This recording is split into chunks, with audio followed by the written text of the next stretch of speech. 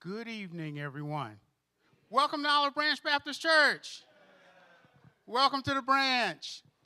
It is so good to see you all here this evening. This is a special meeting here at the branch this week, and I'm excited to host. I'm excited to be a part of what could potentially be a catalyst for things happening in the Wake Forest area.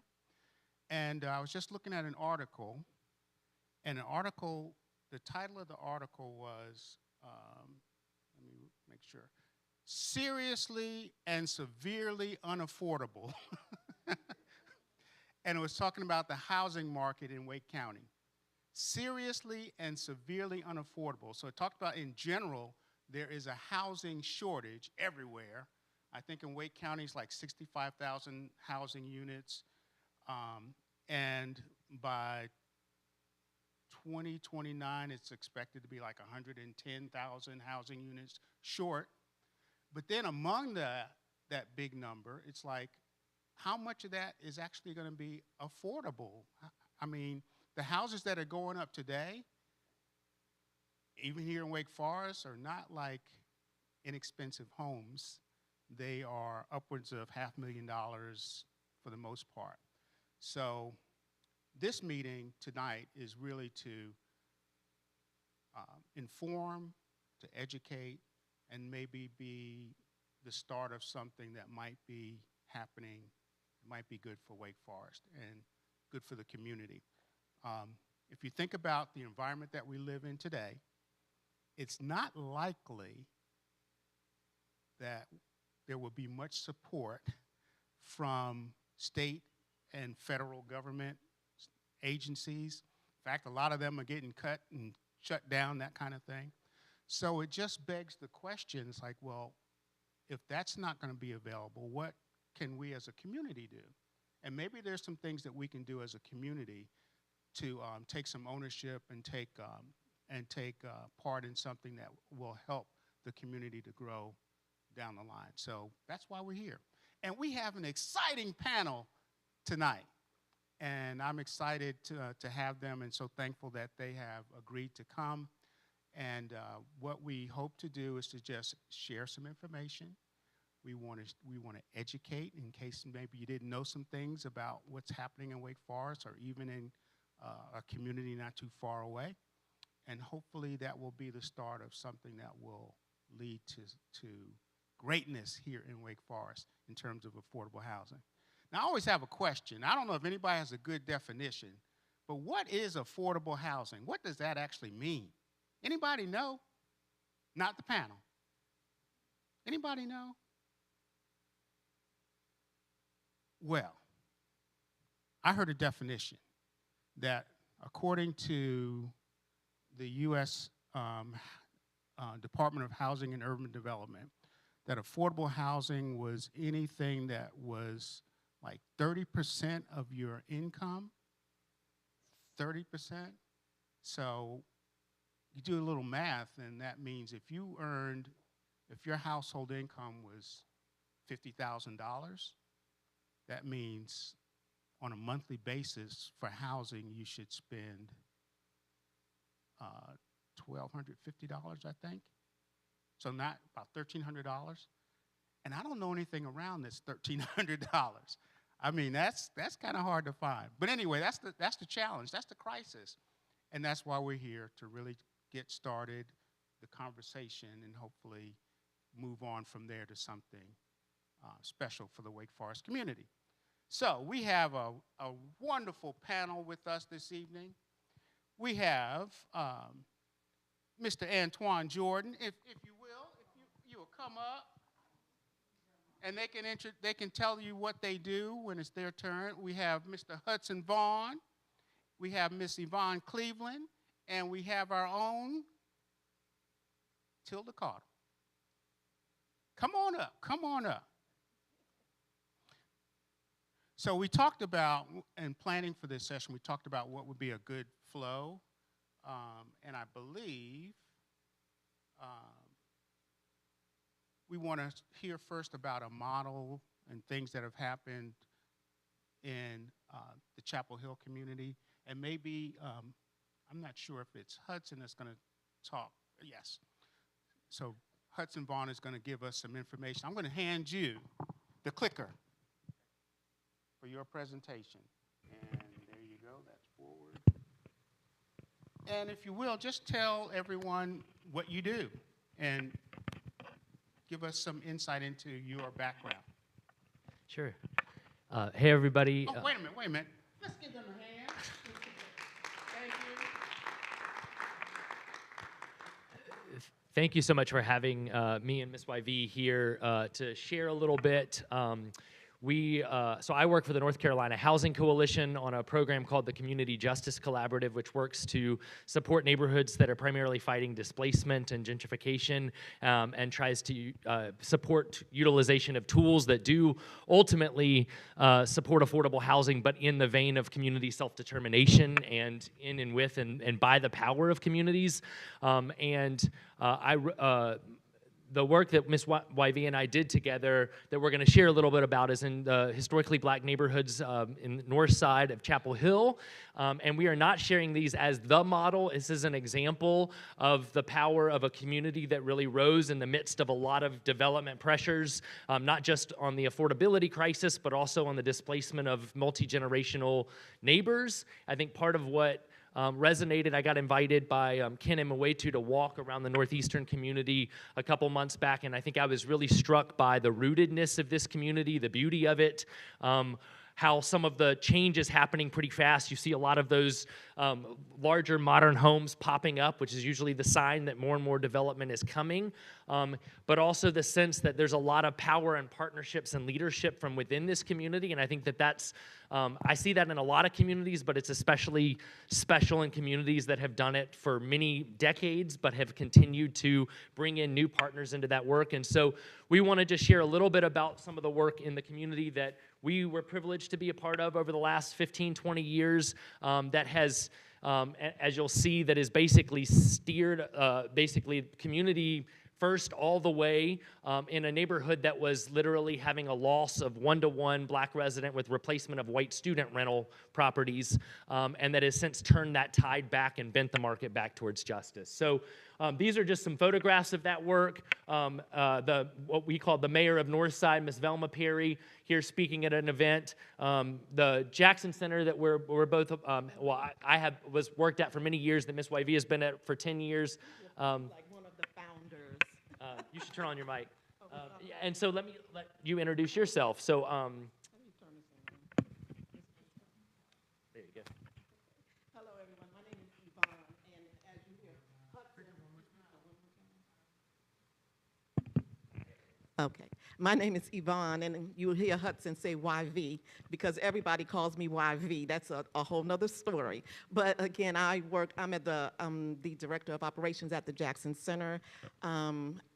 And I must say, there is power in community. I've seen so much change happen in the North Side community with the work of the Jackson Center and, of course, the work of the community. So it's been a pleasure for me because I'm originally from New York, and I relocated here in '89. So I had to learn. And I didn't start working at the Jackson Center until, what, 2014, maybe, was it 2014? And so I really had to learn about the community and learn about the history and get a chance to meet some of the people who are part of this community and to find out how much they love and fought for their community. So I've seen change happen in those 3 historically black communities, and I'm so happy to be a part of that and to be able to witness it. Because, like I said, community, there is power in community. There is. And the Marion Cheek Jackson Center, this is Miss Marion Cheek Jackson here. Her motto was, "Without the past, you have no future." It really started as an oral history and community development center. Folks were pointing out that all this development was happening, and they kept saying, they say that's for us, but it's not for us, it's for them. And what happens is the development keeps happening, and people keep saying, oh, we're gonna build affordable housing in your community, but it continued to not be actually affordable for the folks. And so we had neighbors gather, and part of what we had neighbors rise up. We had a pastor also of the CME church that the Jackson Center started out of, the upper room of the St. Joseph CME church. The pastor there really believed in a church without walls, so this really became a church and a community partnership. And so what we're going to tell you about is a tiny bit about the history, and then we're going to show you kind of what happened when neighbors rose up and the kind of efforts around housing justice that resulted in affordable housing. So you want to tell just briefly about the history? Yeah, the history of the Northside community, Pine Knolls and Tin Top, those three historically black communities in Chapel Hill dates back to post-slavery. Also, so they were a big part of the civil rights movement in Chapel Hill. There were about 9 high school students that got together once after the Greensboro sit-in, and they decided something needed to happen in Chapel Hill. And so that's what started conversations about the civil rights movement. And so some of these pictures that you see, that's Martin Luther King is up there in the picture on the top left corner, and he would come and help talk about demonstrations. And this was the black school, what was it, Northside Elementary, the Northside Elementary School, and that was one of the black schools in Chapel Hill, the only black school in Chapel Hill. And this photograph down here on the bottom is they were organizing for a march, and that took place on the lawn of St. Joseph CME Church, which Miss Marion Cheek Jackson was a lifetime member and church historian. And that's the church. If you look back here, that's the church there, and again, you'll see students, they were also marching. And one thing that was different about the movement in Chapel Hill was it was led by students, if you notice in the pictures. And so like many historically segregated communities, Northside formed a very strong network, both of freedom fighters, but also of schools and churches and homes, and many of these neighbors have now lived here for 4 or 5 generations. And so what we saw was that starting in, especially in 1990 and the year 2000, is that there was a really rapid investor rise of ownership. So this is investor ownership of first outside investors buying up properties to build student rentals. This is in the year 2000. This is in the year 2005. This is by the year 2011 when neighbors started rising up. So the intense change, literally of 1-for-1, older neighbors' homes being bought, then huge additions on the back, and all of a sudden you were renting to 6 or 8 students. So folks started to come together. We had about 200 folks flood the town council and say, look, this has to stop. You need to put new protections in place, but we also knew that those protections could only do so much. We really needed tools to basically be able to have the community control the dirt. And so part of the effort was having all of these neighbors. We had some really powerful leaders like what I've heard about Miss Tilda, who were really your internal organizers as well as your gatekeepers. They could call 60 people and get them to a meeting. So those folks started to come together, and we started to do what we called a community first plan. Was really trying to figure out what are the things that we can do to help our long-term neighbors stay in their homes, and then to start to figure out how we bend the market of this community. So these are just some photos of that work over time. We'll come back to these from the gateways to the neighborhood that show and announce that you're in this historic community, to the affordable, these are all affordable houses that were built through the Community Land Bank, which I'll talk about in just a second. I'll just say that I don't know if y'all have this problem in Wake Forest. One huge issue in Chapel Hill is there's a lot of plans, and there's a lot of plans to plan, but there's not always a lot of action. And so part of the things that we said is, how do we bring folks together where this is really a game plan? It's about like, what can we do tomorrow as a community, as a collective? Who can we bring in that will really activate and work alongside the power of our community to shift this? And so part of the work was actually having neighbors gather over maps and actually mapping out where homes might be transitioning in the community, where potential affordable housing was, what kind of priorities were in the neighborhood. And part of the power of what rose up is that folks were then going in the next day and knocking. And they said, we can get ahead of investors. We know every home and every owner in our community. So why don't we use that power to shape housing in the future of our community? But one of the things, and I'll pass this back to Ms. YV, that we realize is a lot of affordable housing plans start with transition, but they actually don't start with what can we do to keep long-term neighbors in their homes? What can we do to support those who have formed the bedrock of our community, that are the rooted neighbors who people will move here to want to be neighbors to? And so our plan, the Compass Group, we gathered a group of neighbors from every block of the neighborhood who started to gather around specifically what can we do to keep our long-term neighbors in their homes and to support them at feeling like this can be the kind of community that they can stay in. And some of the things that we do at the Jackson Center, we have home repair.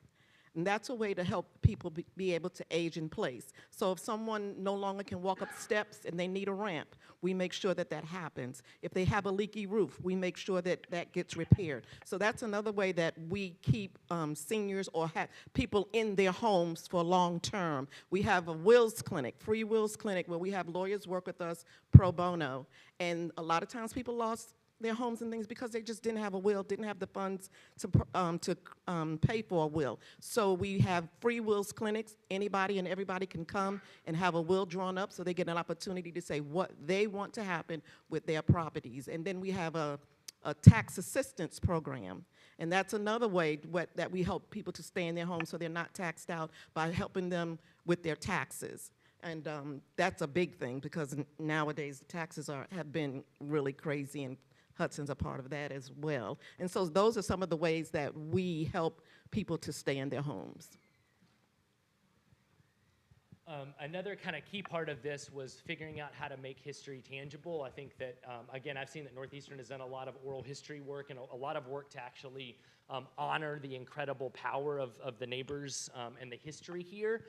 One of the big efforts in the north side was trying to figure out ways to make history tangible, to make people see it, so that we had a student walk down, I'll never forget, and say, why are all these old people living in a student neighborhood? And we were like, we never want that to be able to happen. And so one of the efforts was to build neighborhood gateways that are in honor of the different themes of neighborhood history. So the first one was in honor of the freedom fighters. And neighbors got together and they wanted the photos to actually show the violence of history as well, that Chapel Hill wasn't just this liberal town. In fact, one of the quotes says, but that's a mirage. You go to get a drink of water, you get a mouthful of sand. People wanted to see what the struggle really was in this community. And so you see those granite walls there, and Mr. Caldwell actually pointing to his himself, but to his grandson, who was there witnessing that. An online oral history archive that is run and overseen by neighbors, figuring out how to represent themselves, and taking school kids from all of the local schools on freedom tours that are led by neighbors. Other things that I didn't mention? So we have the 3 program areas at the Jackson Center, which is our education program area, which we teach. We go into the schools, we do workshops, we do tours and teach the history, which a lot of the teachers don't know, a lot of the students don't know. And so I always say, when you know better, you can do better. We have the student engagement, and that's a way to bridge the long-term neighbors with students, because there was a time when, like Hudson was saying, the students were thinking this was their community, not really knowing that these people live, this is their neighborhood that you're moving into. So again, when you know better, you can do better. So educating, anybody who volunteers with us, they have to go through an orientation. They have to learn about the community that they're going to serve in. And we stop calling them volunteers, we call them service partners, because you're coming to do a service. You're not just coming to get your hours, you're coming to serve this community. So we have student engagement, and then we have our public history, which is where we store over 400 oral histories of Chapel Hill during segregation, integration. We have over 400 stories of people telling their story of what life was like in Chapel Hill. And so anybody can go to From the Rock Wall and click on and just go fall into a rabbit hole of stories and the histories and hear about Chapel Hill. So that's some of the work we do in community and to preserve community. You may be wondering how all this has to do with affordable housing. And I will say that part of the key part of this is that one of the things that we realized again and have realized again and again is that real housing is only successful as it's connected in community. And all of the stuff that happens around that is really what makes communities thrive. And so a lot of the work of building this out was built on this idea that it has to go beyond the structure. It also has to reach the connections between folks. But we still had the problem, and I'll never forget a neighbor saying, look, we can do all this work, we can connect all the folks, but ultimately the investors still have the cash to buy the houses and we don't. So what can we do to beat investors and to control the dirt? So 2 huge things came out of this effort. One was that neighbors mapped out an early alert system in our community that tried to identify all the properties that might be at risk of selling in the coming years, to really try to figure out how do we get to those neighbors, the heirs that have moved away, that may not move back, property owners that may not be here and may not be invested in the long term. How do we get information to them to consider selling it to the community? And then that other part was, how does the community itself have the power to actually own the dirt? So part of what we did is we worked with Self-Help, a CDFI, and the university to mobilize a $3 million zero-interest long-term loan. What that allowed us to do is to form our own community-controlled land bank. Now, this is very different from a municipal-owned land bank. What this was is our community's ability to use that $3 million to purchase, to beat investors to properties that went for sale, and then to hold on to those properties under community ownership and wait, and then bring the neighbors together to figure out, what do we want to do with this property? Do we want to sell it to an affordable housing partner like a Habitat, but with our own kind of requirements for that? Do we want to sell it to a community-minded developer? Do we want to sell it directly to a family? What are the options, and do we want to build 4 units on this property to make it less expensive? What do we want to do? And what we found is that this was a huge tool to be able to start, because neighbors were in control, right? We had neighbors gathering every month. They still gather 15 years later every month to control the dirt. So neighbors are actually making the decisions about what happens with all of those properties. So we purchased a property for $100,000. Now it's a lot more than that. But back in the day, $100,000. Hold on to it. Neighbors would figure out, okay, what partners do we have at the table? What options do we have? So in some cases, like in this case, you see those properties, we bought those from out-of-town heirs who had been holding on. They didn't want to sell to investors, but they also they couldn't keep them up anymore. We bought them. One of them was able to be turned into a tiny homes for affordable housing. This is a tiny home duplex with an affordable housing organization. This one was actually a house that John Grisham donated, and we moved into the neighborhood, and the neighborhood decided to sell at market rate, but with permanent homeownership deed restrictions. And then Habitat built 3 houses over here. So we had 3 vacant homes that turned into 6 affordable housing units, and 1 market rate unit, all on the same block, all with different partners. So none of them relied on just one partner. But what we saw is that all of a sudden, you started to see whole blocks that were able to be controlled by neighbors, and neighbors were defending them and talking about and recruiting neighbors back into them. One of the most powerful things with the Habitat units is that actually the very first folks to move into the Habitat homes in the neighborhood were historic residents who had grown up at the segregated elementary school together and became neighbors for the first time since they had lived next to each other in the 60s, and moved back in their retirement. They couldn't afford other homes, and they moved back into homes next door. And so these are just some photos of that work. I'm happy to talk more, but part of what was so critical about that tool is that it allowed our community to really be in control. And out of that, I think in the first 5 years of that tool, 60 homes in our community went for sale. We bought 50 of them, 50. Now, it was only $3 million, so you say, how in the world is that possible? But the beauty of it is that every time a home is then sold to a partner, that money comes back in, and you use it again. So that $3 million has revolved 10 times over. So we've been able to use it and reuse it, and the more partners we have at the table, the more properties we've been able to do as a community. What that has also allowed us to do is to invite grant funding and town funding into the process. And so that has allowed a lot of folks to become invested in the community, but again, on neighbor terms, which is a really critical piece I keep coming back to, is that this was not a town-led or university-led process. It has been community-led at every point. These are just some of the many partners. So you can see we have the resident leaders at the middle, but we brought in policy and funding folks. We've used the town to help put in additional affordable housing funding where we've used it for affordable housing. We've had, I think 55 affordable housing units have been built through the land bank. So it's allowed us to catalyze that. But again, that's been from affordable tiny home rentals to Habitat homes to a land trust that we invited in, that the neighbors invited in to build some land trusted homes. That'll mean those homes will be forever affordable, all the way up to townhouse developments. You have a question in the back.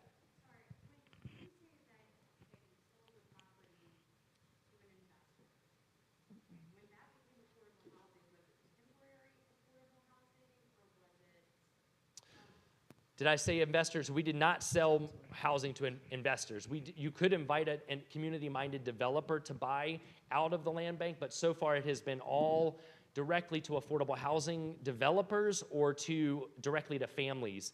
When it's been directly to families, it has been with homeownership restrictions so that some of those could still not be affordable, but they can't become a rental property. So the sales out of the land bank have gone to people like the Habitat for Humanities, the Tiny Home Developer, which is an affordable housing nonprofit, to the town that has done its development. So it's been to all different kinds of affordable housing partners with long-term restrictions on them. Yeah. Anything to add to that? No. Well, you can talk to them about this. So one of the critical pieces that we also had is that folks said, look, we can also build affordable housing, but one of the things that neighbors were very clear about is, look, this isn't a historically black community. And we welcome folks of other races, but we also need to see some black people moving into the community at all different incomes, right? Not just the lowest income, not just the highest income, but across the board. So part of what the community gathered around is, like, we really need strategies to attract back black community into these homes at all different incomes, and to work with all of the different partners to make sure they have pipelines of black buyers as well, so that it doesn't, so again, not solely black, but it needs to have black folk buying into our community again. Part of the power of the land bank is that we've seen in the last 10 years the first rise in the black population in the community in over 50 years. So the black community has risen, and we've had, for the first time, one of the things, I never forget one of the neighbors saying, I really dream of the day where we can have children on the streets again and the sound of cats and dogs. And the land bank has had over 50 children move in, and over half of those are young black children, and although it's been from across the gamut. But you can see here, part of it was also to attract market rate families. So this is a university couple. They worked at the library, and that was their firstborn. They have 2 kids that walk to school with my son. You see George teaching. So we also recruited from within the school system. So the teachers, the staff from the school system had a big festival to try to recruit folks into the neighborhood that still goes on every year. Yep. You want to talk a little bit more about that? Yeah, we do the Northside Festival. It's always the last Saturday in April, where we literally close down the streets and all community comes out. I always refer to it as an old-fashioned church picnic. You know how, well, the church might provide like the meat, but the neighbors and all the community bring the sides. And so we have music, dancing, we have activities for the kids, and it's really a wonderful time. The seniors come out who haven't seen their friends all year long, because, you know, sometimes seniors don't get a chance to get out, but this is the one time they come out and they get a chance to see their friends and listen to music. We have this, last year we had this battle between the UNC cheerleaders, and we have a senior cheerleading group called the Jammers. And they had a cheer off, and it was amazing. It was the greatest time we ever had. So we do things like that just to bring community together, let everybody get out, come meet one another, have food, fun, and fellowship. And we do that every year, every year. Part of the beauty of that is that it has attracted, so we've had, you know, one of our first land bank market rate homes also went to a black professor couple with kids, all the way down to folks who are transitioning out of homelessness. Yes. So the whole gamut of affordability, and that's been because neighbors, again, are in control. So they're like, look, this block, we need affordable rental, we need affordable home ownership, and we need market rate all on the same block, because that's how it always was. And so part of the power of that is that we've seen that actually happen. Because again, neighbors are in control. So they're also recruiting other folks. And so it's been a really beautiful thing to see that actually come to fruition. So here's just a picture of many of the new neighbors who have moved into the community through that beautiful tool and through those efforts. And because one of the strategies has been to welcome new neighbors with welcome baskets that also introduce them into the neighborhood, that include the community newspaper, which is hand-delivered to every doorstep, that connects folks in relationship with one another. I think, yeah, so I think that we're probably at our time already, but we are happy to answer questions later. We'd love to hear more. We look forward to hearing more about Wake Forest. I think we've kind of gone over these, but I just put these up so we made sure that we could come back to it, that I think you've heard again and again for us. It's really important to have active and rooted neighborhood leaders and residents at the helm.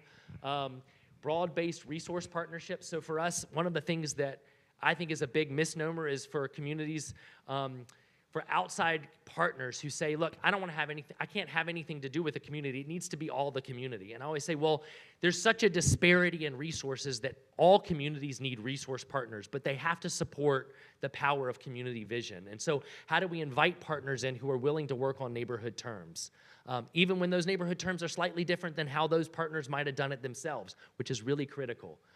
And layers of funding has been really huge. From the town to foundations to churches have been a huge partner in this effort.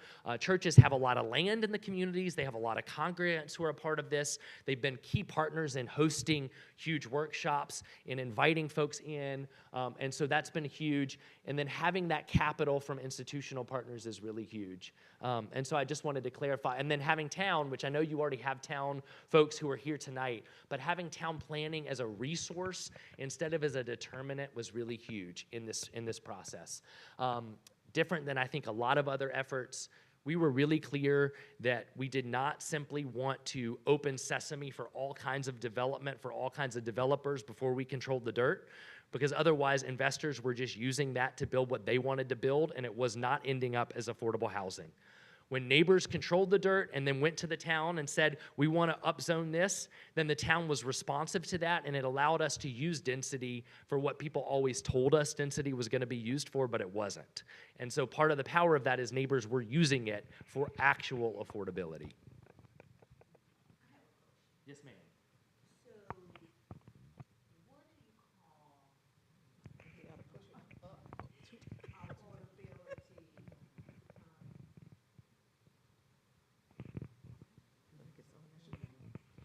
So, Just so you know, we're recording this session, so if you have the opportunity to speak, if you speak into a mic, it can be heard. Okay. And I'm not sure what's going to happen with it, but we'll have a record of it.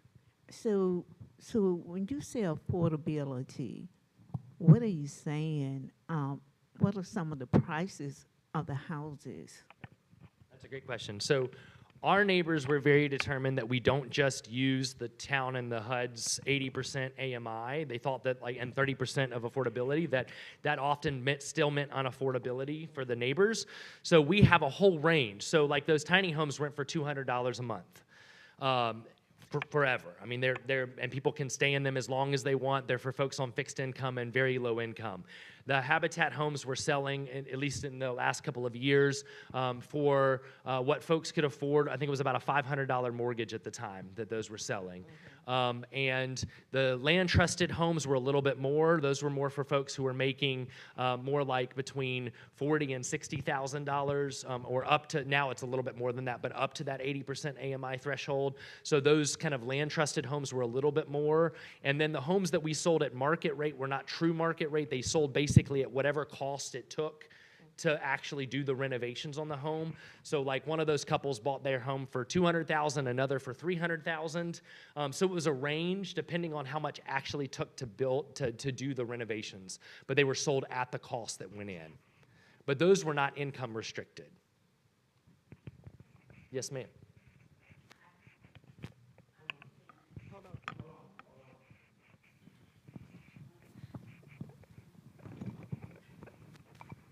All right, good evening.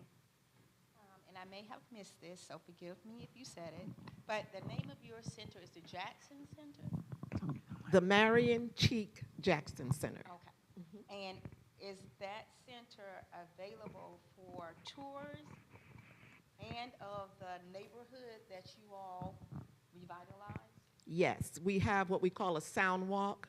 It's about a 90-minute walk, and it's literally a self-guided tour, so anyone can come at your own, on your own schedule, and you can go to our website, jacksoncenter.info. You scroll down, and you'll see sound walk, and you just hit play, and it'll tell you where to walk, when to stop, turn, and it'll literally take you through the community, and you will hear residents, not anyone from the Jackson Center, but residents telling their stories of what happened at this particular house or at this particular spot, and it'll lead you all the way back around to the gateway, which was that stone wall that Hudson pointed to.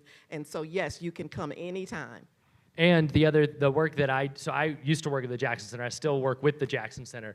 But the work I do with the Housing Coalition is actually to connect neighborhoods that are interested in learning from one another. So part of what I have done in tandem with the Jackson Center is organize when neighborhoods want to come as groups to actually see and explore and work with the Jackson Center to coordinate that. So we've also done kind of live work that's really for communities, again, that are not kind of all outside groups, but for communities really invested in the work themselves. And assuming that there's going to be interest moving forward in this type of project, will there be like a pre-assessment? Talking to the mic. Oh, will there be a pre-assessment of the participants to assess their prior knowledge, their current knowledge of the housing terminology? No, I don't. You mean I'm sorry. Yeah, a pre-assessment. Can you explain? Yes, Sorry. of participants or community participants to know that they understand the terminology, housing terminology. You said, do we have workshops for that? That as well. But do you also, let's just say everyone in this room, would you give an assessment to them to ask them what they already know about housing and house buying? We've never done that, have we? That's a good suggestion. Would it be more like a survey? Yes. A survey. Yeah. Okay. No? So we've never done that, no. Oh. Huh. No. Interesting. Okay. Well, I think it would be great, don't you? Okay. Yeah, because, you're coming in blindly. We're assuming, just like students, we're assuming that they know. Uh-huh. And that's a very big assumption. Okay. So, yeah, we're assuming, oh, yeah, I know this, I know that. Okay, that's no, a good point. Yeah, you need a workbook. That's a good point. Okay, and my last question, which is, I think, the most important, what about baseline financial literacy overall, but in particular as it relates to housing? So, we're talking about, of course, financing, funding. There are loans involved, right? The participant have to qualify for the loans. Well, you're not going to qualify for the loan if you don't know what's involved in that process.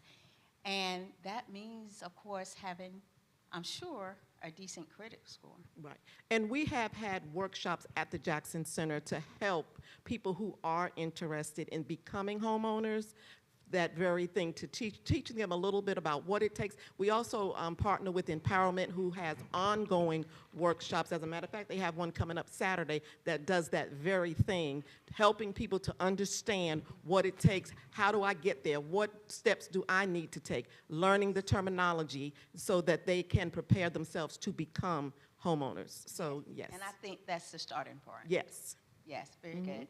And I'm glad to see that you are in partnership with Self-Help Credit Union, yay, and the CASA and Habitat. Yes. So, good. All right, those were my questions. Okay. Thank you. Amen.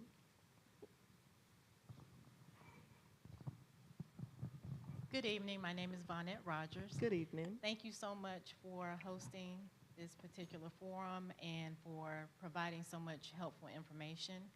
One of the questions that I have is regarding attracting young Black home buyers who are literally just beginning in their careers. They are being paid at a much lower wage than other home buyers would be because they're new in their careers. But our younger generation of potential home buyers is looking to be able to achieve home ownership a lot earlier in life than perhaps we did. We have a young family, but we're not a young family. So we have 3 children in their early and mid-20s who have already learned not necessarily the fundamentals of financial literacy, but they do know enough to know that at this point, they would prefer to purchase than to rent. They don't want to rent for 5 years and have nothing to show for it because as they're renting, they don't in turn have the opportunity to save for a down payment with things like student loans and things of that nature. So what concept may be available or may be being conceptualized to help not just young black who are newly educated and coming into their professions, but young people in general with regard to helping them to get their footing in home ownership much earlier, as opposed to renting for an extended period of time and still not having the capital to become homeowners. So how you doing? My name is Antoine Jordan. I am the town planner. I primarily work in affordable housing as a town planner. And we do have some resources here at the town of Wake Forest for specifically what you're talking about. Unfortunately, it wasn't received very well, and we didn't get a lot of participation. So we are looking at ways to actually re-engage this resource and put it back into the community. And what we did was we partnered with DHIC. If you're familiar with them? No. No? Okay. I'm not. So what they do is they provide financial housing counseling, among other things. But that's just a portion we're kind of focused on. And at the town's expense, we were paying for individuals to go there and get educated on financial housing, right? Counseling. Okay. So knowing how to save, how to build your credit, what you need to do to apply for loans, what it takes to apply for loans, all those type of things. So that resource is available. We just have to re-engage the community and get that information back out there. I was going to discuss a little bit about that during my little Okay, spot. and that would be extremely helpful for the younger aspiring homeowners because they do have, like I said, the desire to enter home ownership a lot earlier on in life, but they don't, as Janet said, have knowledge of the terminology. So for example, we literally have a daughter who graduated with her bachelor's degree this past Saturday. She started her position of employment yesterday. We invited her to this, but her work schedule just did not allow her to be able to attend. And she was somewhat interested, but I realized in her communication with us that when she saw the words affordable housing, she automatically thought about things like affordable housing for low income, people who were not young like her. So she really did not understand that terminology. So I was just wondering how we can, of course, educate our young people in such a way that they can start to pursue and prepare long before they've rented for 5 or 10 years. And I'm sorry, I'm just gonna just say this, just like that program we do have, it will help with that. And I Okay. would like to say, just from a personal experience, that don't limit yourself and don't think you're not qualified to purchase a home. Always reach out to a realtor, connect with a mortgage broker, and they would tell you what you're qualified for and what you need to do. And this is all free. And a lot of times they have programs within themselves to help you get to where you need to go. Right. So don't always limit yourself to thinking I'm not qualified. You need to see if you're qualified. Yes. And that's just from a personal experience. Thank you. And we would like to actually be able to connect her with someone within the community or in the profession because we as parents, we don't know anything based on what they think sometimes when they're at that age. So it would be a lot more well received from someone other than us because they think that our primary motive is just to get them out of the house. So it would be good to get information from you. So I appreciate that. Hi, good evening. My name is Lindsay Humphreys. I am a grateful recipient of the town's most recent affordable housing project over here off North Allen. I've been a public servant all my life, and so it was a great privilege to be able to purchase one of the houses that they built. And I can't tell you how grateful I am. It did give me access to home ownership that I normally wouldn't have had in such a competitive market, which was around COVID. And I want to say thank you, for the presentation, the work that you guys have done in Chapel Hill. It looks like an extraordinary project that you guys have done. I was a bit concerned about preserving equity in houses, and I see that you did mention that they would be purchased at fair market rate, and so families would be able to preserve that equity as it moved, if land moved into a land trust. My question is, you guys had that grant for $3 million. You had the loan revolving credit.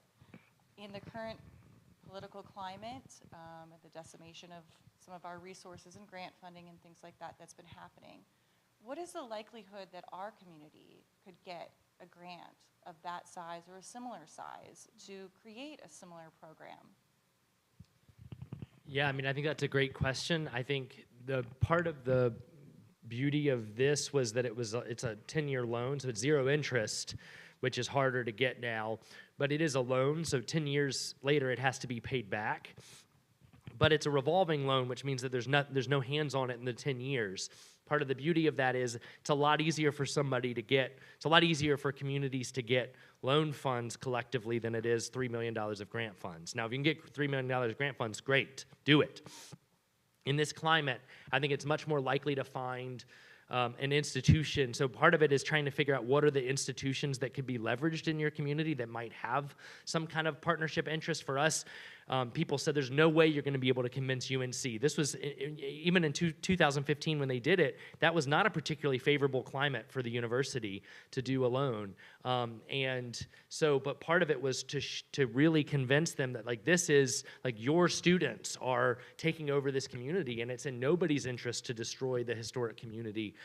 And I think that there are institutions, there's banks, and credit unions, there's folks like Self-Help that have capital or have access to places of capital and have interest in communities. I think that there are foundations where it's easier to get funding, especially if you have multiple partners around the community that are partnering. And sometimes there are cities or towns that it's easier to access capital as zero interest or low interest capital than it is large grants. And so those are all potential. I would say a lot of it is where the leverage is in this community.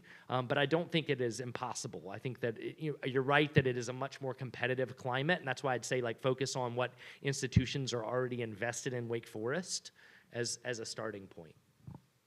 Thank you. Yeah, so how do you pay that back? Did I miss How do you pay it something? back? Well, because whenever it's called back in, they just recontinued it for 10 more years. But basically, so when you buy a home, right, you're finding a partner or a family to buy it back at cost, or you're getting grant funding to buy it down. So that money is coming back. So at any time, you just stop buying properties or you sell off the properties that you have, and the money is back. The community has never lost any money because they sell, if we sell to a Habitat, you're going to get the full amount between that and whatever grants you leverage so that, you spent $200,000, you're going to get $200,000 back into the land bank. So that's how it works, is that it's not a loan where you're loaning it out to individuals or organizations. It's more of a fund that you're acquiring, and then you're selling back, and you're getting the money back for the community to hold on to. Does that make sense? Yeah. But hopefully that will never happen. Hopefully we'll get them to keep seeing the benefit of having that capital. So they just continued it for 10 more years. So it was successful enough where even again in this current climate, they signed on to another 10 years for that capital to be under the ownership of the community. And the university has no seat at the table. So there's no decision-making power as long as we meet certain community qualifications for that.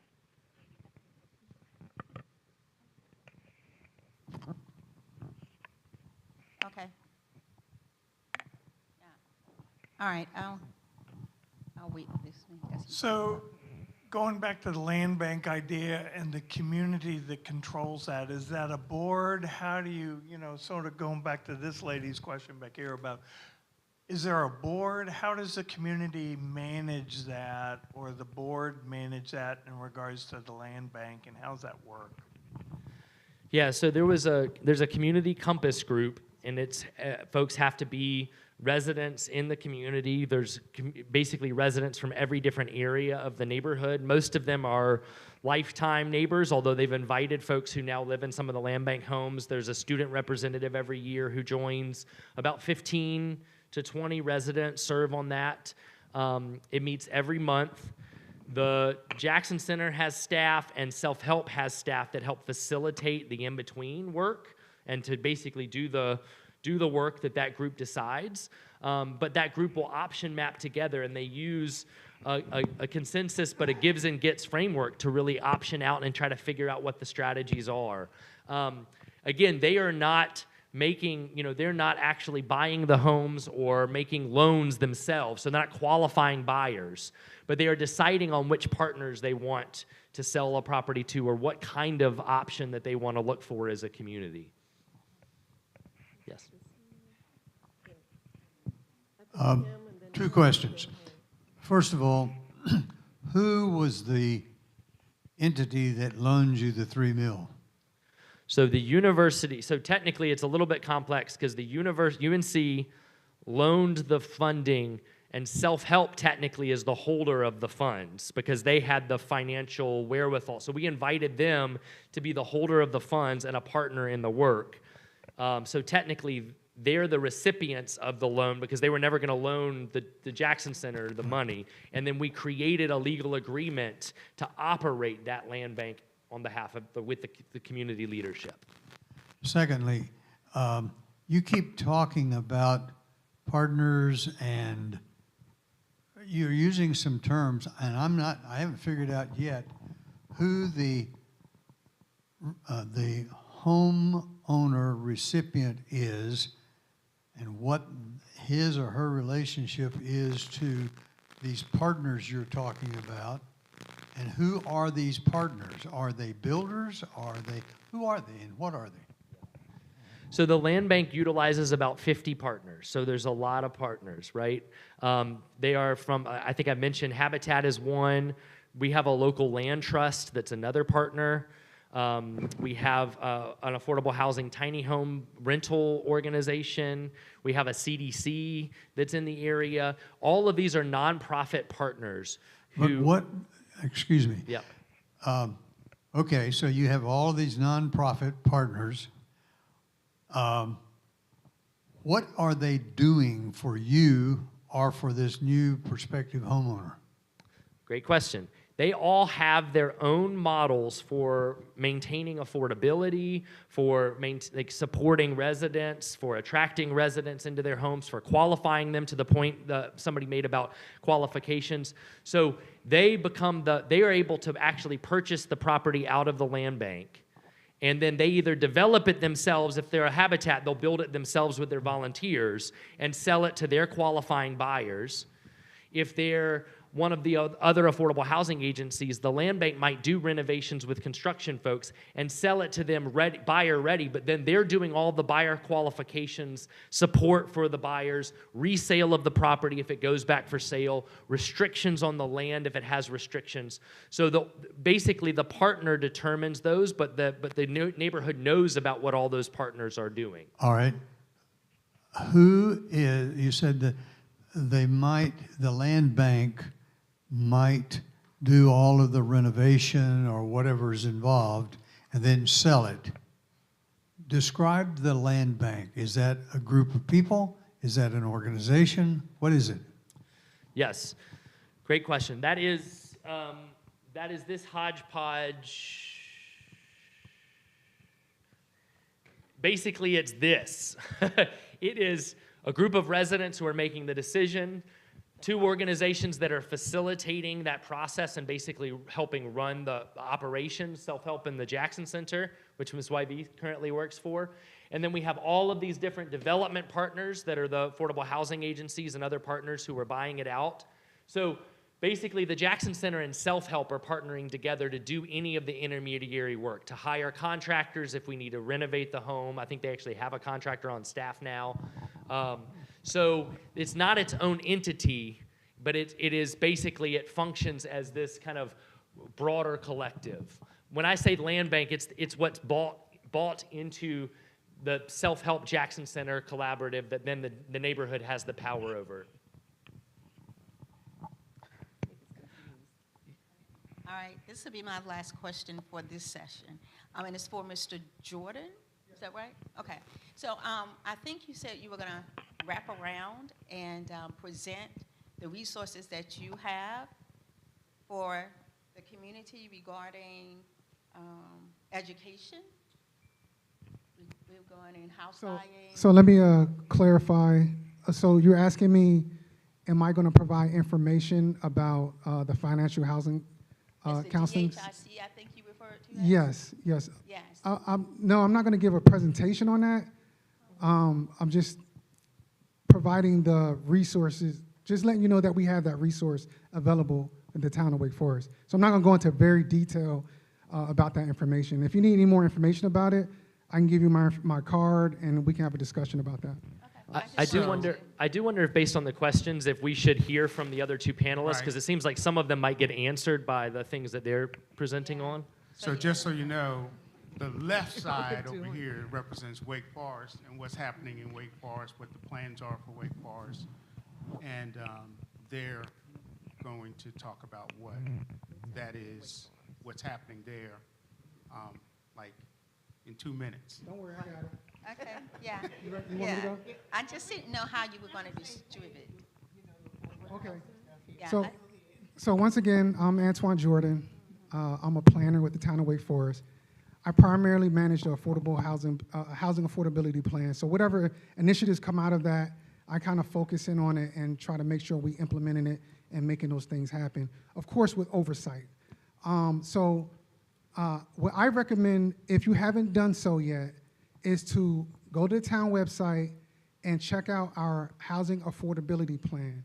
All you have to do is type it into the search. It's the first plan that comes up.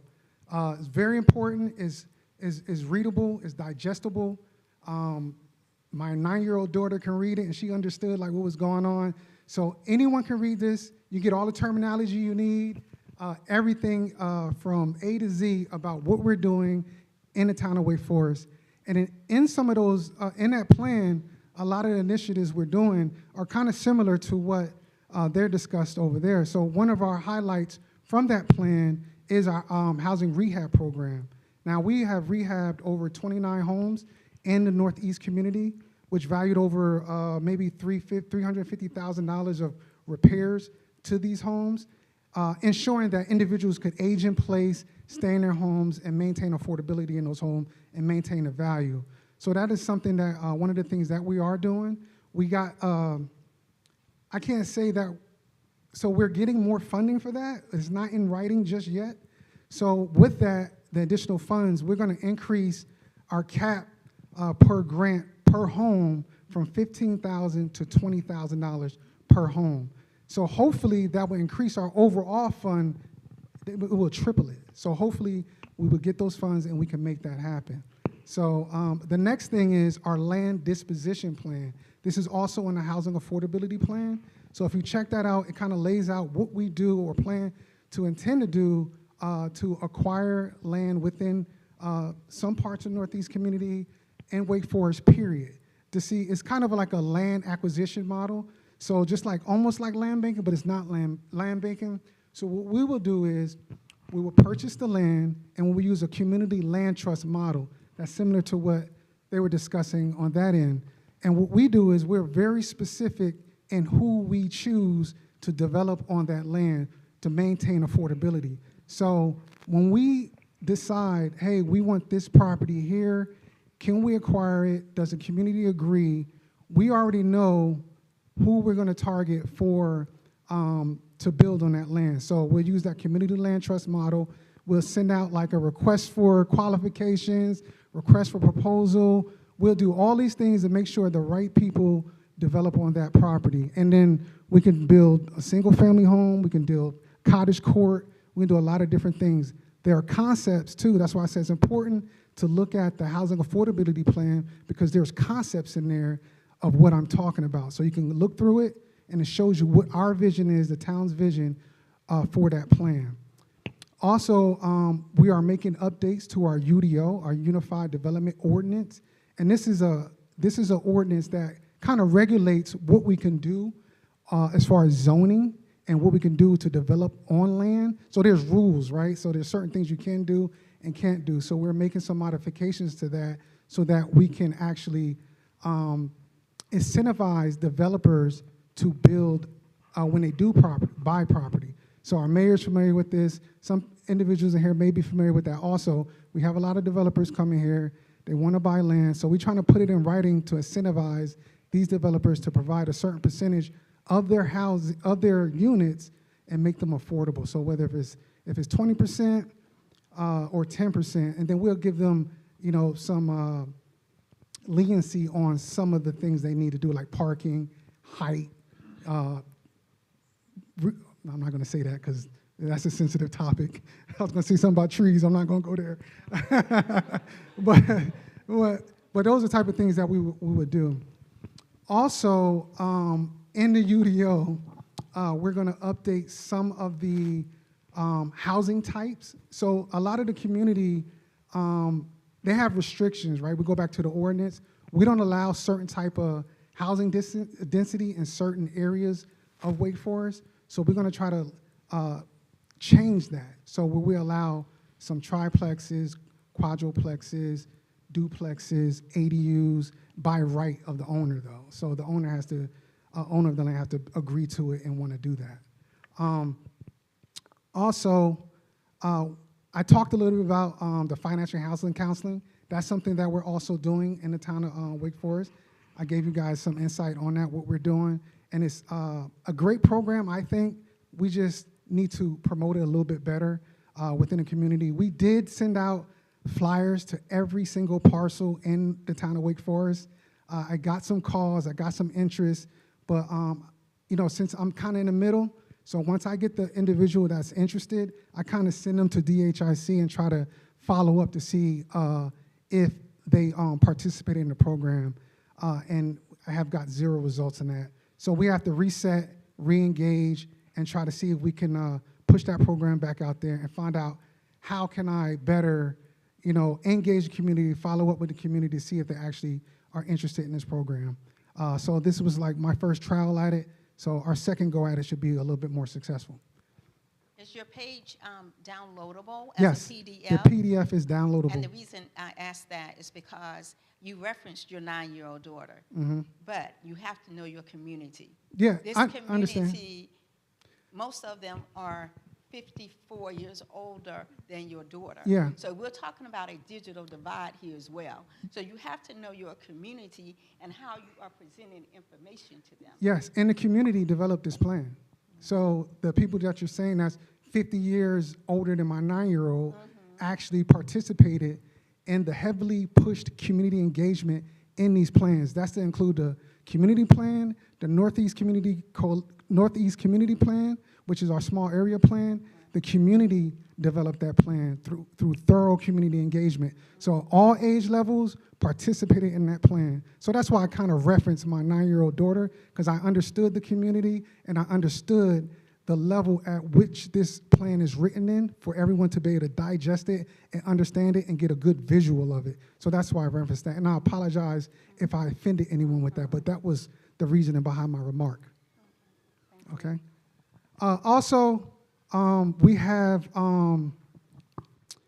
we're working to make some changes in the UDO also for our religious institutions. So just like you mentioned earlier that a lot of the churches have a lot of land. So in the UDO there is, if there's interest, there is a window to open to discuss with the leaders of these churches if they want to see these changes in the UDO to allow residential housing or apartments, or I shouldn't say apartments, but quadruplexes or duplexes on their sites, and we can accommodate those discussions. I think that's it. Anyone have any questions? Sister Denise? Yes. Denise Cottle, you kind of hit on one of the questions that I had, if the land bank was going to be just isolated to the northeast end, or, you know, if the town is looking at other areas in the greater Wake Forest area for some housing opportunities. So that's good to know that, you know, it's extending beyond the northeast end.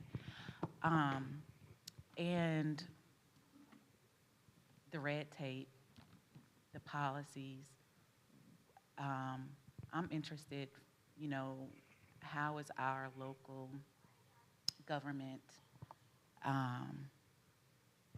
lobbying, or like what kind of feedback, or like what actions are being taken to address this on a state level and then from a federal level? Because, you know, while these programs are great, I mean, amazing, much needed, the fact that it's a problem to begin with is much bigger, and it's going to require definitely some policy change from higher levels of government.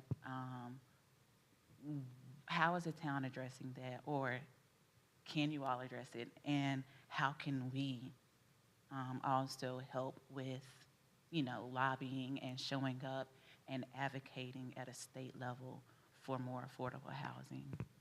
I think I can speak to the showing up, right? I can't speak too much to, I know there's those initiatives, there are initiatives up at the state level to push changes to affordable housing policies or zoning restrictions, period. I know that for a fact. Now, the details in that, I don't know. So I'm gonna be honest, that's something I'm not as educated on. But what I can tell you is that, like you said, just by showing up, right? See, a lot of people don't have the information. You might have it, but a lot of people just don't know, right? So if you see something on the town's website, the agenda, or at the state level, go. We have to understand what we're getting into and understand like how we can fix it, what we can do to contribute. So I think just showing up and understanding what's happening would be the first step to that. So that way, I mean, it's the information is out there. It's just knowing how to get to that information, right? To understand that the state has a portal where you can look at every single policy change, policy update, legislation, anything they're passing. You see the most ridiculous things up there, like, well, are they processing this? They doing this? Really? They're gonna, so understand how to get to those websites or get that information and share that information. I think that's the first step and the first start. And if I could just add quickly to that, because I work for the North Carolina Housing Coalition. So if you go to our website, the nchousing.org, the primary work, not of me, but of my organization, is state policy around housing. It's trying to translate and connect and support the ecosystem of housing providers and to lobby at the state level for protecting and promoting affordable housing. So there's a lot of effort right now to try to make sure that the state actually allocates, keeps or increases the housing trust fund, which is going to be really critical with all the federal funds that are being cut, and tries to make up for some of those lost funds. And it's going to be a heavy lift. And so, but the housing, if you go to our website, we have a weekly newsletter, and we also have a weekly housing call, and folks can tune in to get kind of translations of what policies are relevant in housing and what you can do. It also has advocacy efforts. We have a housing day where people go and actually lobby at the legislature each year. We joined with Habitat this year. Yep. So those are all efforts that you could use around the state. The North Carolina Housing Coalition, so nchousing.org is the website. How long have you all been in as a coalition? Has your organization? Yeah, so, and I apologize if the hats are a little bit confusing. So the Jackson Center that Ms. YV still works for is what we mostly were sharing about. I work for a state coalition that's been in operation since 1986. It was developed when under the Reagan administration, those first round of federal cuts happened, and the state had to step in to start a housing trust fund, and the coalition formed in response to that and has been around since 1986. Where you are the president? So I work with a program, so I'm not the president of the organization, but I'm one of the staff members at the Housing Coalition. I don't know if I should bring this up, but I'm going to because I had it in my notes. And one of the other things that the town is working on, the mayor, the town manager, the board of commissioners, everyone, we are on top of the housing authority. So I know that's something that that's a concern. Oh, okay. Oh, yeah, you chair me. Yeah. But the town is making all the efforts they can to stay on top of of the housing authority and making sure they get things done. What I noticed today is they have a leadership change, so they're hiring for an executive director.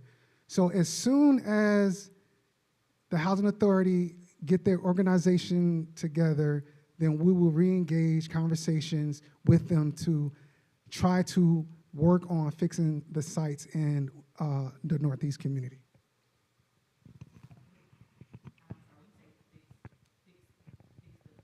Well, not so much. Well, there's a lot of different options, But we're gonna, yeah, tear them down. Yeah, yeah, yeah. Similar, just total remodel.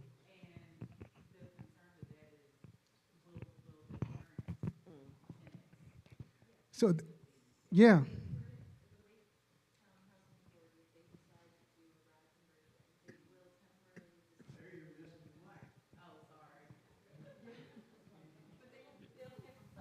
Yeah, and they have right of return, all that good stuff. Yeah, so it'll be it's a huge process, as you know. If you really look at it, it's if you just Google housing authority or raw, you'll see the process. It's a huge process. So.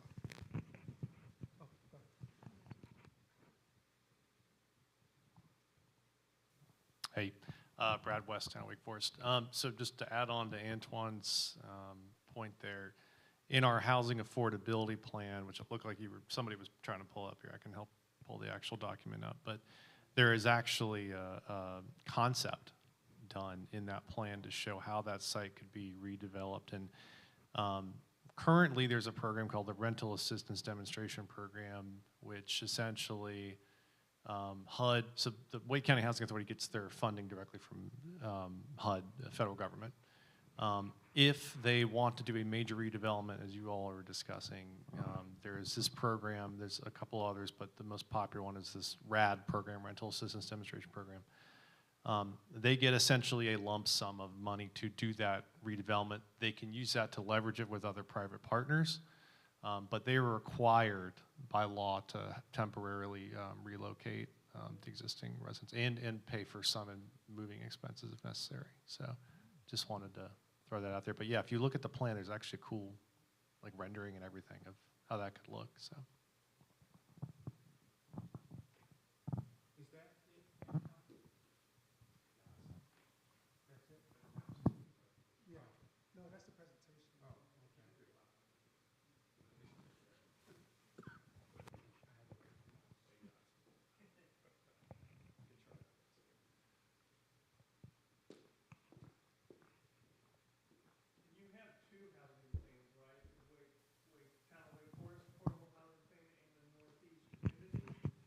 No, they're kind of combined. So the concepts, some of the concepts are similar, but the Northeast community plan is totally different.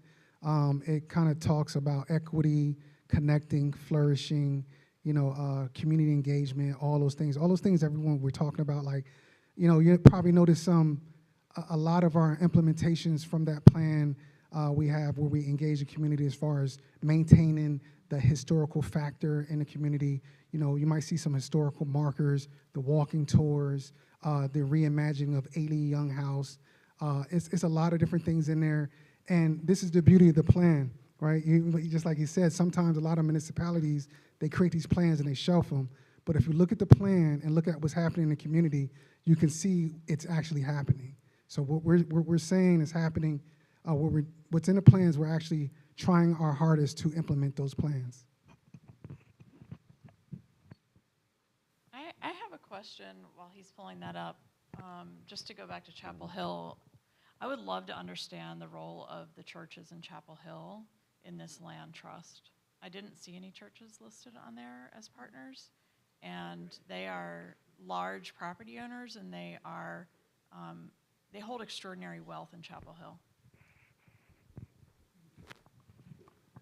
Yeah, so some of them should be added, although some of the ones that own the extraordinary wealth have not necessarily been large partners in the work. Yeah, so the ways in which the churches, I think that and you may be able to speak, well, you want to speak to this first? How is the Land Bank and the Jackson Center, what's the work of the churches in supporting that?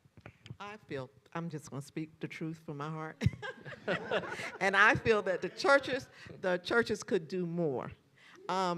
Yes, I know St. Joseph, which is the church that I pointed out to you all in the photograph. They have always been very supportive of the Jackson Center. Of course, Ms. Marion Cheek Jackson was the member, but that church has been supportive in a lot of the work we do. One thing I noticed, it's kind of hard to get the churches involved. Pastors are always so busy or whatever, but we are still trying. And I think we're slowly getting there where beginning to learn, to get a little bit more involved. I think it takes baby steps. It just takes baby steps. But as if you ask me, they could do more, yes. So in our context, we have a very strong coalition of churches in Wake Forest who have united over a lot of really important programs and projects here.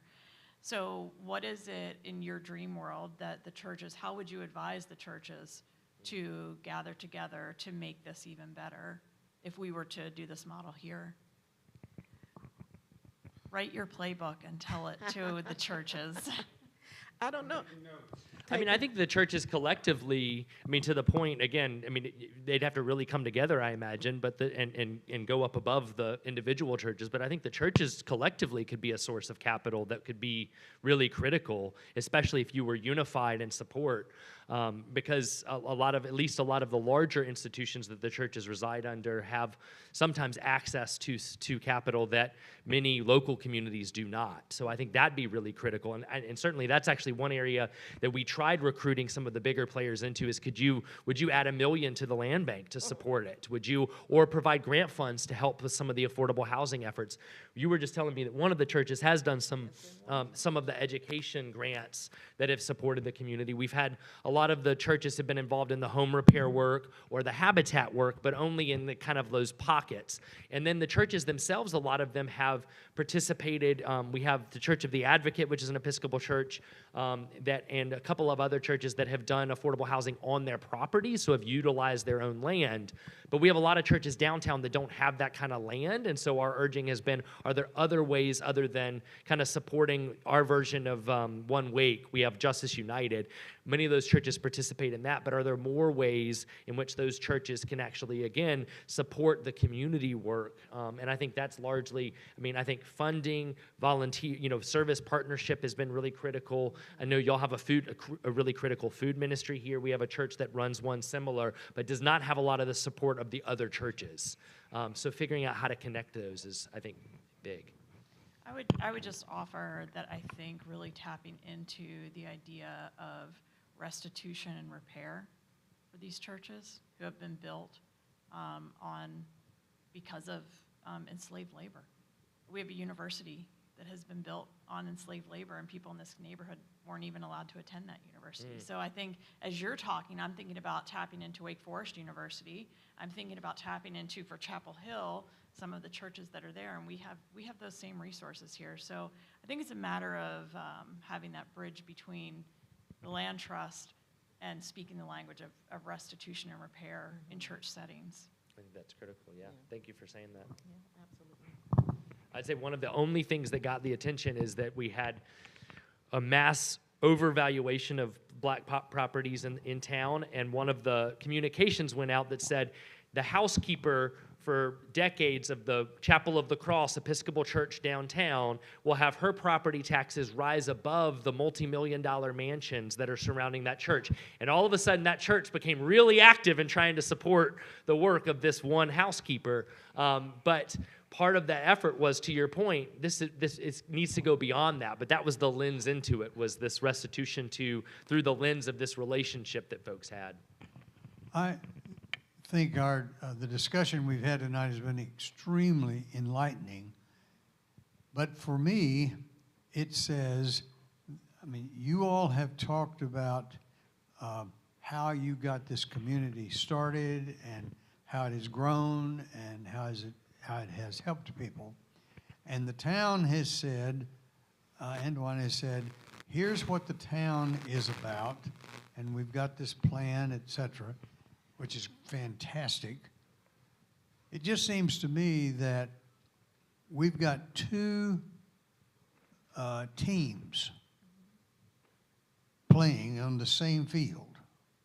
And it seems to me that the team that's comprised of the churches and the community, it seems to me, and Ken and some of the folks at St. John's have put together a committee to start talking about our affordable housing needs and rehabilitation, and with a real focus on the Northeast Wake Forest.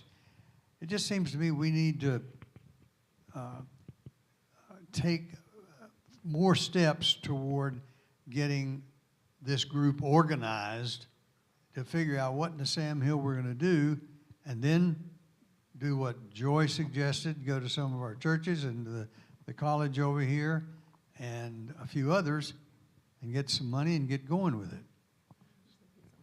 So I sort of like what David's saying, but there's a partner here that we have not talked about, and that is Ms. Tilda and the Northeast community and all Well- the work that they have done. Well, I had to leave out because I'm cold. I was shivering, and I'm shivering. But we do try to uplift this community, and we are thankful for our town management, because a lot of our work, whatever we need for us, we look at the health and wellness of our community, and the town has let us use a lot where we grow fresh vegetables.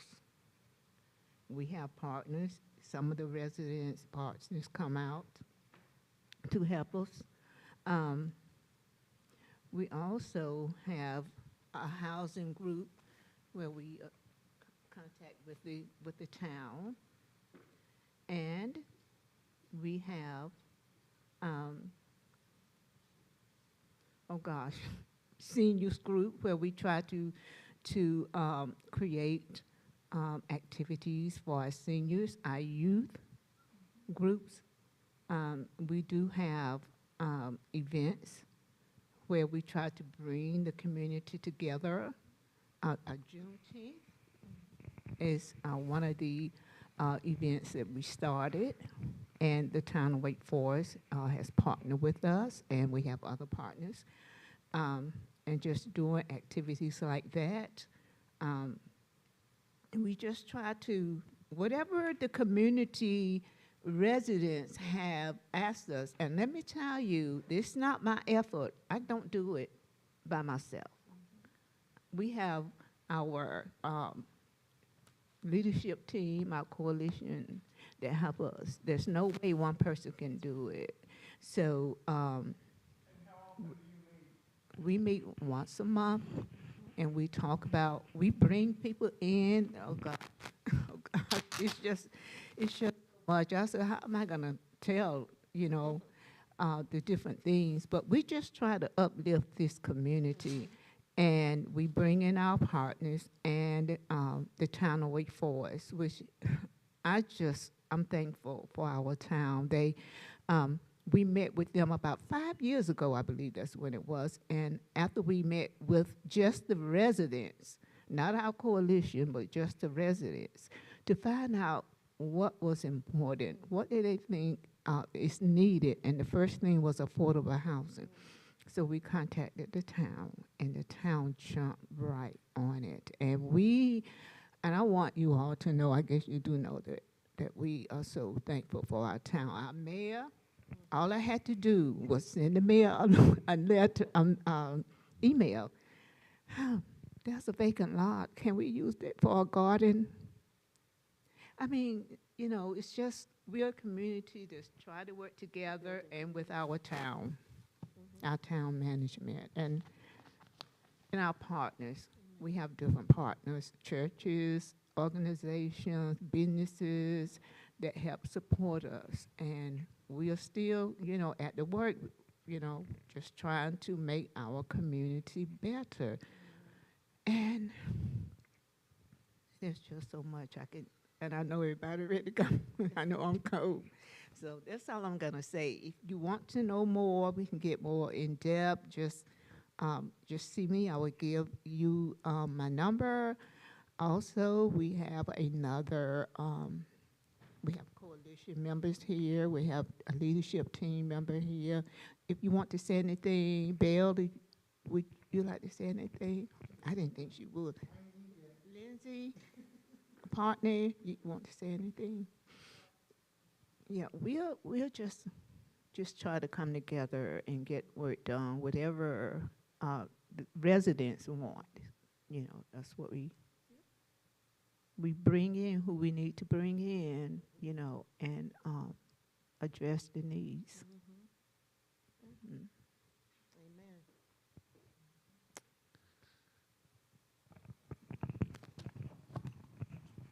What questions are there for any of our panel? Can we give our panel a nice hand?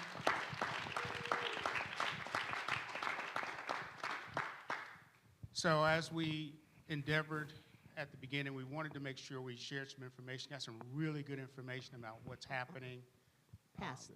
successful opportunities. Pastor, Yes, go there's ahead. one other thing I left out, and I thought Pastor Harris would be here tonight. We have a partner that that contacted us, and we are with partners, Town of Wake Forest, Kaleidoscope. We are having a youth center built here on one of the properties, the church's property. And so there's one thing that's coming at Faith Tabernacle. So we are doing things, and it's going to be more to come about that. So I'm just passing around a list. If you are interested in any future gatherings that we have on this topic, just leave your name, cell phone, and email address if you're interested. And as we move forward from here, I mean, there's a lot of information. There's a lot to digest. It's like, where do you start? And I'm not sure. But if anyone has any other questions or thoughts about how we may engage this information in a productive way and not just talk about some things, but if anyone has any thoughts about what direction we should go, how we should move forward, do we need to gather together again and start to really get down and talk about some opportunities? And I'm just open. The reason we had this session was to just present information in the hopes that it might be the catalyst for something going forward for Wake Forest. It sounds like some things are possible, but it's like we have some resources here that can tell us how they got started, but it may be an opportunity for us to take what can apply best for Wake Forest and move forward from there. But I sense that there's interest, but the question is, getting started, the inertia, how do we get started? Comments, questions? Yes, Brother David.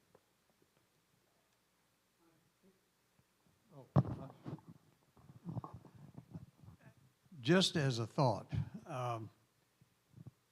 there are several from the town, and some of the folks in this room have really been up to their eyeballs on this issue for a good long while. It would seem to me that the smart money would be for those few people, whomever they are, who have now heard all of this information and what you all have done in Chapel Hill, for that small group to get together and start developing an outline of where we might go and who might be involved. And then maybe we could, as a group, come back together and learn from what work they've done, and then start constructing an organization that would move forward.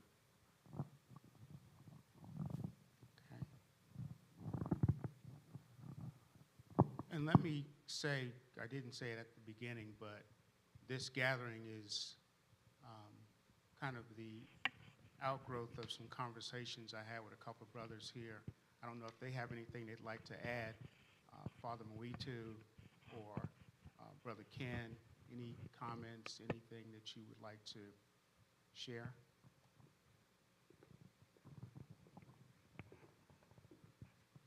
I didn't want to say anything. That was my plan. I didn't want to say anything, but I think the thing that I'm grateful for is just for people to be talking together. I think that's, for me, I think that's, we want to be at the same table. We talk about the town's plan. We're all partners here. And I think that's the purpose of this, to educate ourselves that this is what's going on. So what I would, like, I'm the church, I'm part of the church, so I'm representing the church. I'm the partner of I'm thinking always theologically, oh, what does this look like for us as church people? It means that we need to set a table for all the other partners, for us to eyeball and talk about the plan in the town and how can we partner together. I think for me, that's an initial thing. I'm also grateful for Wake Forest Baptist Church. Yes. Ryan is here. Jeff Mattis could not be here. We're here every Monday and Wednesday. I think we're always giving food. We love this community. And I think we want to be authentic in dialogue and trying to partner with one another. I think that's, conversation will lead somewhere else. Yes. I did want to acknowledge Pastor Ely from Friendship is here. His dad was here earlier, Pastor New Bethel Baptist Church. So clergy was invited, and just happy that we had some representatives from clergy. Also, we're very thankful to Wake Forest Baptist Church. By the way, we have a little snack for everyone that's here, and we put that downstairs. Yes, so don't leave here without getting a grab bag. Yes, and that's at the from Wake Forest Baptist Church, and we're grateful for their support as well. Any other comments or questions? Thoughts? Yes, Mayor Jones. I wasn't really planning to say anything, but I think we're all anxious to get started on something. It's let's quit talking about it. I'm one of those people who want to use the plans and that kind of thing, and I want the town to help in every way that we possibly can. But I don't think that we will be as successful if the town is the leader. The town needs to be the supporter. And so this community, as they have demonstrated, this community has to bring up a group of people. It doesn't have to be a big group, but it has to be 2 or 3 people who will lead this process and bring us all together. So we're going to keep talking about it until those 3 or 4 or 5 people rise up and say, okay, we are the leaders, okay? Thank you. Okay. It sounds like all has been said that needs to be said for now. So like I mentioned, there's a list going around. When we gather again, we wanted to be able to reach out directly to those who are here, as well as others who are invited, and maybe those other partners that might need to be a part of this. So we're excited. We're excited about the potential. We're excited about the possibilities. We're excited about the future of Wake Forest, and in particular, the housing needs in Wake Forest. So from that, we can leave here with at least some awareness and some knowledge that hopefully will propel us to the next level. So I'm grateful for that. And any comments from our panel? Any other things? And thank you all so much. Yes? Where you say those snack bags was at? They're downstairs in our fellowship hall. And don't leave here without it, because we're just grateful for just having the opportunity to, we started like, it's kind of like dinner time. So we want to make sure that you got something to get the wrinkles out of your stomach before you leave here. Can I say one more quick thing? Yes. Because I do think I really appreciate those comments about the getting started, but I also think from hearing the work that y'all have long been started, right? Like, part of why we were trying to point out is that a lot of the work to make it successful is all the connective work, and it's getting the planning and the government to support the work, and it's having partners and being open to collaborations, and it's having leadership that is both open to that but is also going to push that. And I hear a lot of that tonight, so I just want to echo back that y'all have long been started, and you have a lot of amazing pieces here.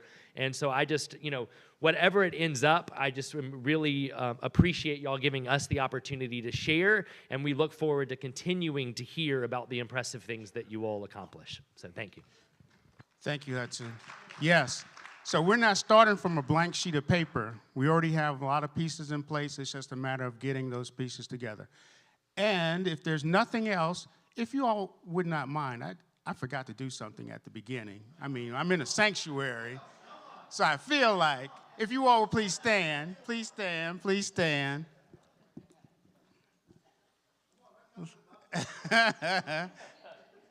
Let us pray. Gracious Father, we thank you, Lord, for this opportunity that you have laid before us.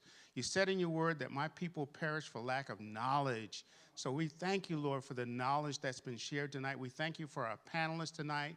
We thank you for all who have attended tonight. We thank you, Lord, for just the opportunity to engage the community in a new way. And we know, Lord, that of all that we do, we pray that you will be glorified in everything that we do. So we thank you, we praise you, we honor you tonight, Lord, and we ask, Lord, that you just guide us in the direction that you would have us to go. Have your way, Lord, in this project and everything that might be in our hearts and minds. And we thank you for the hearts that are open to engaging in a way that will be helpful to others. And you are an amazing God, an awesome God, and we just kneel and acknowledge your presence and your glory. This is our prayer tonight. In Jesus' name, amen. Amen. So don't forget downstairs. And Deacon Hall there will show you the way.